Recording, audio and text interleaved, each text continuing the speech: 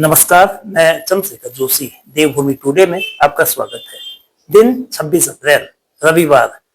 आइए जानते हैं चंपावत जिले की आज की खास खास खबरें। रविवार का दिन, छुट्टी का दिन, लेकिन आज कर्मचारियों और शिक्षकों की एक प्रकार से कह सकते हैं कि छुट्टी नहीं थी। ऐसा भी नहीं कि वे कोई अतिरिक्त काम कर रहे हो, बल्कि एक पुरानी मांग को लेकर शिक्षक कर्मचारी सड़कों पर थे। NMOPS यानी कि national movement for old pension scheme ने एक बार फिर पुरानी पेंशन बहाली को लेकर आज 26 अप्रैल को चंपावत में हुंकार भरी। गोलचर मैदान में सभा की, रैली निकाली और फिर रोडवेज बस स्टेशन परिसर में SDM विपिन चंद्र पंत के माध्यम से प्रदेश सरकार के मुखिया को मांग पत्र भेजा। उत्तराखंड शासन होश में, होश में तुमको आना होगा, भैया तुमको जाना होगा।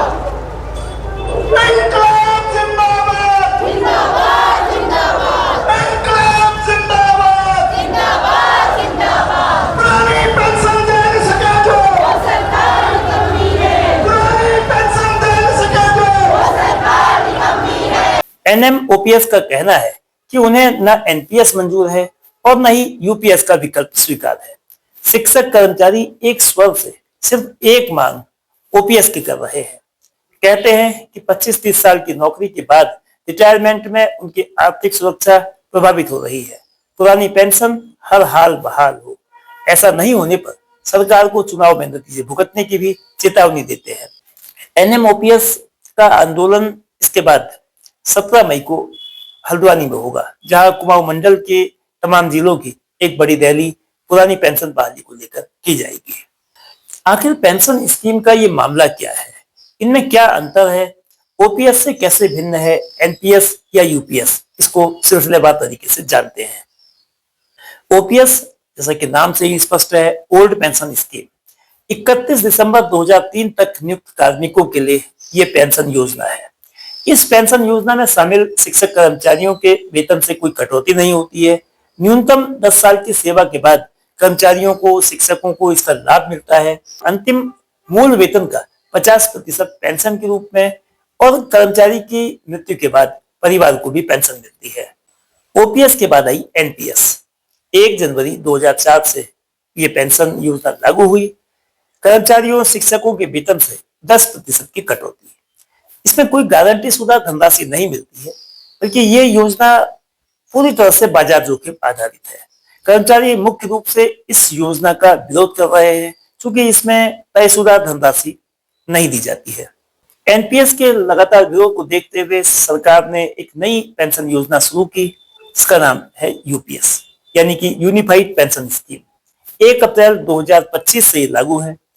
कर्मचारियों, शिक्षकों के वेतन से 10% कटौती, 10 साल से ज्यादा और 25 साल से कम की सेवा अवधि वाले कर्मियों को समानुपात के आधार पर पेंशन दी जाएगी।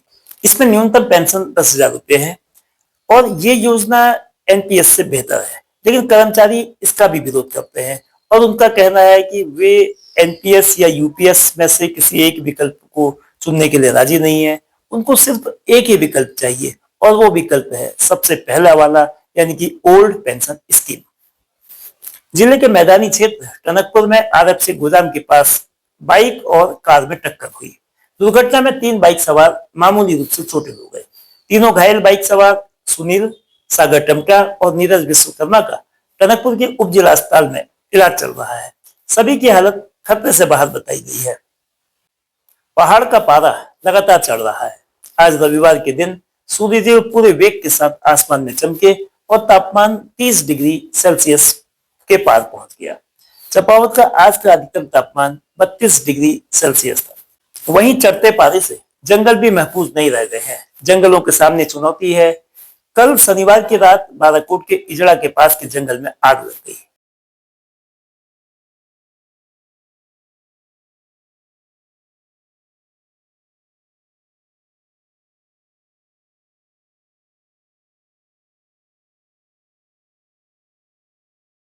आग कैसे लगी या किसी ने लगाई, इसका फिलहाल पता नहीं चल सका है। फायर ब्रिगेड और वन विभाग की टीम ने स्थानीय लोगों के सहयोग से आग पर काबू करा और उससे वन संपदा के बड़े नुकसान को बचा लिया गया। चंपावत जिले के सबसे प्रमुख आध्यात्मिक धाम मां पूर्णागिरि मेले को आज 2 माह पूरे हो गए हैं। 27 फरवरी से शुरू इस सरकारी धार्मिक मेले में अब तक 14 लाख से अधिक श्रद्धालु दर्शन कर चुके हैं। ये एग्जैक्ट फिगर जो है 14,02,645 श्रद्धालु अब तक देवी मां के दर्शन कर चुके हैं। आज रविवार के दिन 17,250 तीर्थयात्रियों ने दर्शन किए। दिन में हो रही भीषण गर्मी और मेला क्षेत्र के उतार चढ़ाव के चलते देवी दर्शन करने वालों में ज्यादातर रात के वक्त पहुंच रहे हैं। लोग दिन की तपती धूप से बचते हुए या तो सुबह या रात को दर्शन कर रहे हैं। कांग्रेस के प्रदेश सचिव आनंद सिंह मेहरा ने टनकपुर के सादा कॉरिडोर के निर्माण में कायदे कानूनों को लेकर सवाल उठाए हैं। कल शनिवार की शाम को मौके पर पहुंचकर मेहरा ने सादा नदी के अपस्ट्रीम में अवैध खनन का आरोप लगाया। वहीं कंस्ट्रक्शन कर रही एजेंसी ने आरोपों को गलत बताया, कहा कि निर्माण में किसी भी तरह के नियमों का उल्लंघन नहीं हो रहा है। वहीं मामला सामने आने के बाद डिस्ट्रिक्ट मजिस्ट्रेट मनीष कुमार ने सिंचाई विभाग के ईई को मामले की जांच के आदेश दिए हैं।